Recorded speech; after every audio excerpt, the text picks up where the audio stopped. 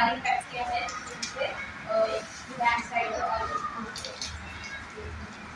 तो southern areas के बारे में बताने जा रही हूँ।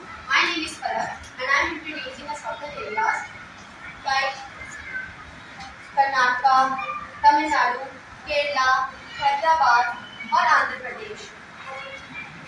Southern India experience tropical climate and in rainfall conditions. और आज मैं आपको नॉर्थ ईस्टर्न इंडिया और नॉर्थ ईस्टर्न इंडिया के बारे में बताने वाली हूँ। ईस्टर्न इंडिया में हमारे पास एक स्टेट्स आ जाती हैं। First of all we talk about eastern India. Eastern India में हैवी रेनफॉल होता है due to Bay of Bengal. Bay of Bengal की वजह से बे ऑफ बंगाल अपने साथ मानसून विंड्स लेकर आती है और उन मानसून विंड्स के साथ मॉइस्चर भी लेकर आती है, जिसकी वजह से कोलकाता में तो कई बार मानसून सीजन में कॉन्टिन्यूअस रेनफॉल होती है। वहीं और स्टेट्स में भी जैसे कि ओडिशा, बिहार, उन स्टेट में कम रेनफॉल होता है, मॉडरेट होता है, क्योंकि ये सब थोड़ा दूर है बे ऑफ बंगाल से। अब बात करते हैं नॉर्थ ईस्टर्न इंडिया की। नॉर्थ ईस्टर्न इंडिया में हैवी रेनफॉल होता है क्योंकि जो मानसून विंड्स आते हैं, जो अपने साथ मॉइस्चर लेकर आते हैं, वो ब्रह्मपुत्र नदी में जाके ट्रैप हो जाता है। इसकी वजह से एक्सट्रीमली हैवी रेनफॉल को फेस करनी पड़ती है। जैसे कि मेघालय में मौसीराम एक गांव है जहाँ पे बहुत ज़्यादा एक्सट्रीम रेनफॉल होती है। ये इंडिया का one of the highest rainfall reason में से एक आता है, इंडिया का नहीं वर्ल्ड का। एंड इन कंक्लूजन इन सब ईस्टर्न और नॉर्थ ईस्टर्न जगहों पे बहुत ज़्यादा हैवी रेनफॉल होती है, क्योंकि एक तो ये बे ऑफ बंगाल के पास है और बे ऑफ बंगाल से जितने भी क्लाउड्स आके इसको टकराते हैं रेन करते हैं।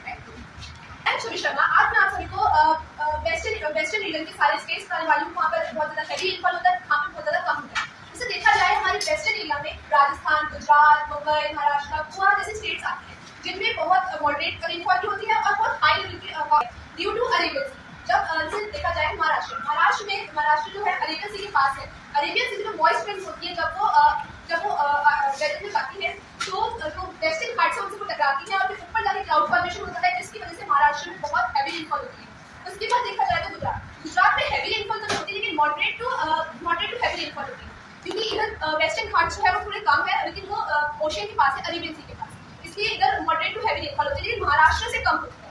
अब आते हैं गुजरात में, अब आते हैं गोवा में भी रेनफॉल होती है, क्योंकि सी के पास है, लेकिन इधर वेस्टर्न घाट नहीं है, इसलिए जो विंड्स है वो वेस्टर्न घाट से टकराती नहीं है और इसलिए क्लाउड फॉर्मेशन नहीं होता, लेकिन रेनफॉल प्रॉपर होती है और हैवी रेनफॉल होती है।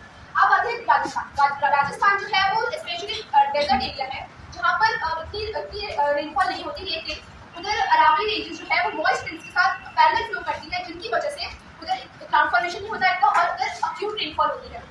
अब देखा जाए तो हमारे कुछ टेरिटरीज की है, जैसे दमन एंड दीव एंड दादर नागर हवेली, उधर मिक्स्ड रेनफॉल होती है, अक्यूटली एंड हैवी रेनफॉल, क्योंकि उधर की जो वेस्टर्न घाट्स है उधर वेस्टर्न घाट्स नहीं है, सिर्फ सी है पूरे एरिया में, इसकी वजह से उधर अक्यूट भी होती है कभी कभार और हैवी रेनफॉल भी होती है।